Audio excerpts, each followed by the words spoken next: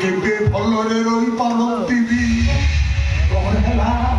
ମୋ କଥା ସତ ହେଲା ନା ନାଇଁ?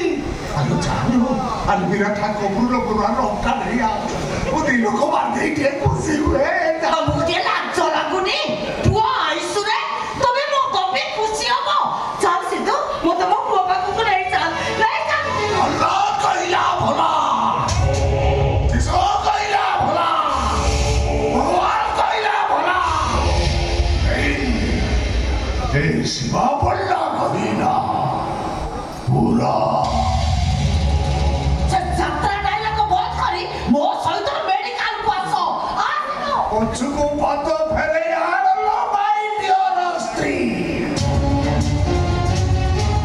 ଏବେ ସ୍ତ୍ରୀ କହୁଛି ତାପରେ ମାଇକିନା କହିବି ଆଉ ତାପରେ ଚୁଟି ଧରି ଷ୍ଟେଜରୁ ଘୋଷାଡ଼ି ଗ୍ରୀନ ରୁମ୍ରେ ନେଇ ଫୋପାଡ଼ିବେ।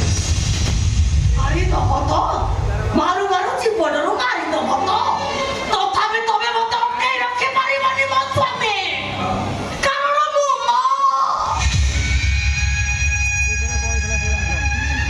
ବାହାରିଲା ପରେ ଗୋଟେ ନାରୀର ଜୀବନ ପିଲାର ନିଶ୍ୱାସ ସହିତ ଯୋଡ଼ା ହେଇଯାଏ। ଛୁଆ ପଦରେ କଣ୍ଟା ଫୁଟିଲେ ମାର ଛାତିଟା ଲହୁଣୁଆଣ ହେଇଯାଏ।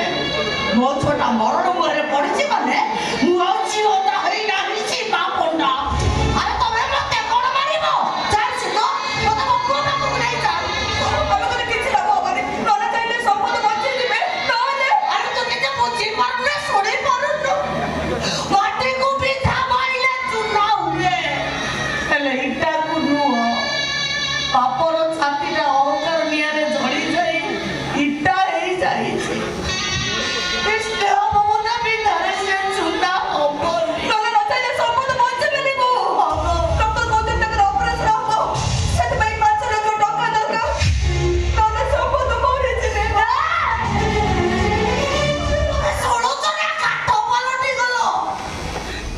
ବାହାଘର 8 ବର୍ଷ ଯାଏ ଥିଲା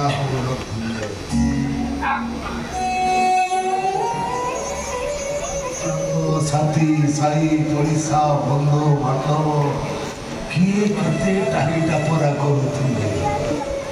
କିଏ କହୁଥିଲେ ଶିବା ଆଉ ଗୋଟେ ବାପ। ମୁଁ କହୁଥିଲି କାହିଁକି ଆଉ ବାହା ହେବି?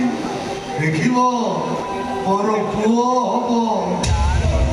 ଯୋଉଦିନ ପୁଅ ହେଲା ମତେ ଯେମିତି ଲାଗିଲା ସରଗର ସୁଖ ମୋ ହାତରେ ଓଜାଡି ହେଇ ପଡିଲା। ଏବେ ସିନା ଅଭାବ ନାହିଁ, ସେତେବେଳେ ଘୋର ଅଭାବ।